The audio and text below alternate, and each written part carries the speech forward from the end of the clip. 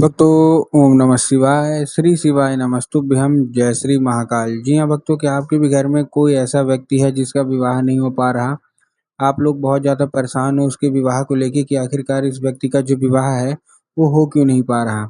आपने बहुत ज़्यादा प्रयास कर लिया उसके विवाह को लेके कि उसका विवाह हो जाए, लेकिन फिर भी कोई ना कोई अड़चन, कोई ना कोई समस्या आ रही है, जिसके कारण उस व्यक्ति का जो विवाह है ना, वो नहीं हो पा रहा।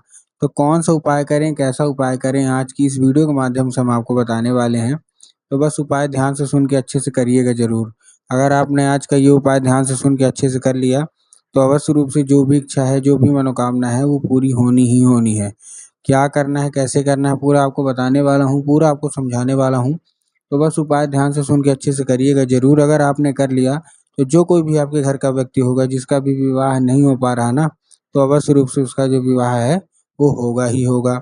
अब देखिए, आपको भी पता है कि जो पूज्य गुरुदेव की जो कथा होती है, उसमें लाखों की भीड़ आती है। कैसी भीड़ आती है? लाखों की भीड़ आती है, ठीक?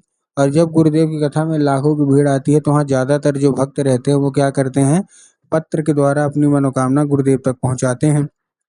तो अभी गुरुदेव की पत्र मतलब जो कथा है वो चल रही थी गुरुदेव की, और गुरुदेव की कथा में लाखों की भीड़ आई। अब जब गुरुदेव की कथा में लाखों की भीड़ आई, तो वहाँ ज़्यादातर जो भक्त थे उन्होंने क्या किया, पत्र के द्वारा अपनी मनोकामना जो है ना, वो गुरुदेव तक पहुँचाई। अब जब गुरुदेव के पास पत्र पहुँचा और गुरुदेव ने पत्र पढ़ा, तो वहाँ गुरुदेव ने देखा कि ज़्यादातर जो भक्त है ना, उनकी क्या है, केवल और केवल उनकी एक ही मनोकामना है। जो भी माता पिता हैं उनकी केवल एक ही मनोकामना है कि गुरुदेव, हमारा एक बच्चा है, या किसी का था कि गुरुदेव हमारी एक लड़की है, इसका विवाह नहीं हो पा रहा। हम लोग बहुत ज़्यादा परेशान हैं कि इसका जो विवाह है वो हो जाए, लेकिन कोई न कोई अड़चन, कोई न कोई समस्या आ रही है, जिसके कारण इसका विवाह नहीं हो पा रहा। हमने हर एक चीज़ प्रयास कर ली, हर एक चीज़ अच्छे से कर ली, लेकिन फिर भी कोई न कोई समस्या आ रही है। मतलब हर एक चीज़ ठीक चल रही होती है, लेकिन अंत में आके कुछ न कुछ ऐसा होता है, जिसके कारण इसका जो विवाह है ना, वो रुक जाता है। कृपया करके कोई उपाय बता दें। जब गुरुदेव ने देखा, तब गुरुदेव ने 2 से 3 उपाय बताए, और देखिए उपाय बताने का कारण ये भी था कि उस पत्र में ये भी लिखा था कि गुरुदेव, इनकी जो उम्र है ना, वो भी धीरे-धीरे करके बीतती जा रही है। कोई 30 साल का हो गया है, कोई 35 साल का हो गया है, कोई 40 साल का हो गया है, यहाँ तक कि कोई न कोई 45-45 साल के भी हो गए हैं, लेकिन इनका विवाह है, वो नहीं हो पा रहा। कृपया करके कोई उपाय बता दें। जब गुरुदेव ने देखा, तब गुरुदेव ने 2 से 3 उपाय बताए और कहा, केवल और केवल ये उपाय कर लेना, तुम्हारे घर का जो कोई भी व्यक्ति है जिसका भी विवाह में अड़चनें आ रही है ना, अवश्य रूप से उसकी जो अड़चन है वो दूरी होगी ही होगी, और तुम्हारे घर का जो कोई भी व्यक्ति है, जो कोई भी सदस्य है जिसका विवाह नहीं हो पा रहा, अवश्य रूप से उसका जो विवाह है वो होगा ही होगा। अब जब गुरुदेव ने उपाय बताया, तो लोगों ने जा जाके इस उपाय को घर में करना शुरू कर दिया। अब जैसे ही लोगों ने जा जाके इस उपाय को घर में करना शुरू कर दिया, वही लोग गुरुदेव की कथा में मात्र 1 से डेढ़ महीने के बाद वापस आए। अब जब वही लोग गुरुदेव की कथा में वापस आए, तो उन्होंने क्या किया, फिर से एक बार गुरुदेव को पत्र लिखा। लेकिन ये वाला जो पत्र था ना, ये गुरुदेव को धन्यवाद के रूप में पत्र था कि गुरुदेव धन्य हो आपका, आपके द्वारा बताया गया उपाय हमने कर लिया है।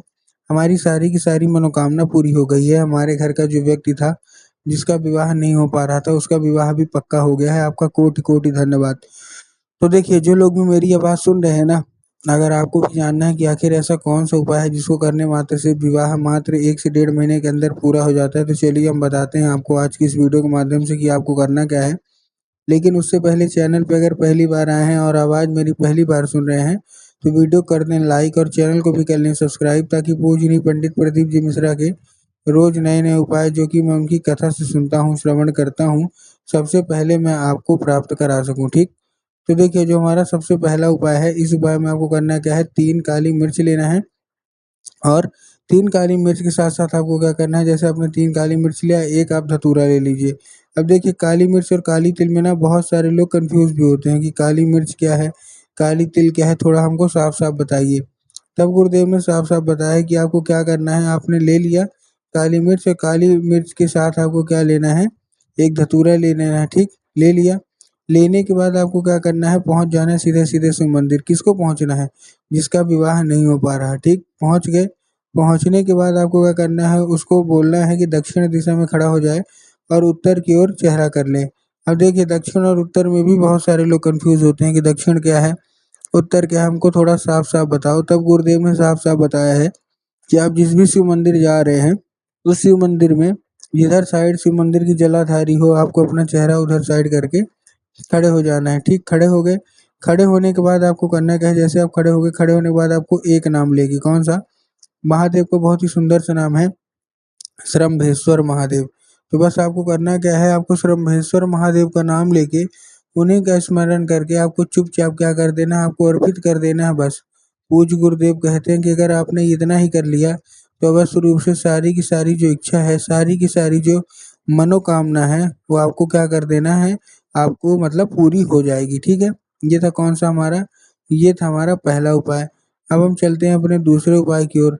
अब देखिए जो हमारा दूसरा उपाय है वो कौन-सा है? जो हमारा दूसरा उपाय है, इस उपाय में आपको करना क्या है? इस उपाय में आपको लेना है 11 लाल फूल। क्या लेना है? 11 लाल फूल लेना है।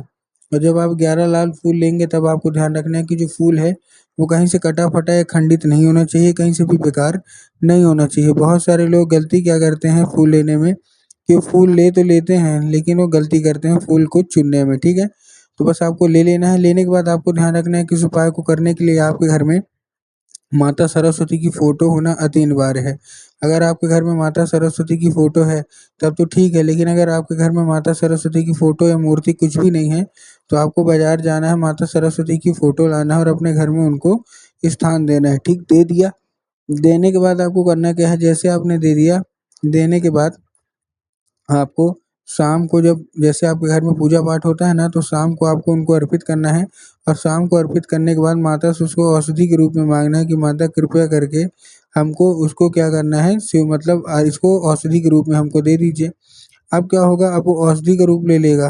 तो बस आपको करना क्या है, उसी रात जब आपका बच्चा खाना-पीना खा के सो जाए, तो आपको वही लाल फूल उठाना है और अपने बच्चे के माथे पे आपको 2 से 3 बार फेर देना है बस। पूज्य गुरुदेव कहते हैं कि अगर आपने केवल और केवल इतना ही कर दिया, तो ज़्यादा कुछ नहीं, केवल और केवल इतना कर दिया तो अवश्य रूप से मनोकामना पूरी होगी और उसका जो मतलब है, क्या होगा, जो विवाह होगा वो पक्का होगा ही होगा। ठीक?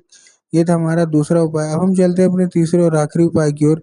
तीसरे और आखिरी उपाय में आपको लाल चंदन लेना है और लाल चंदन लेने के बाद आपको कहाँ पहुँच जाना है, सीधा-सीधा आपको पहुँच जाना है शिव मंदिर।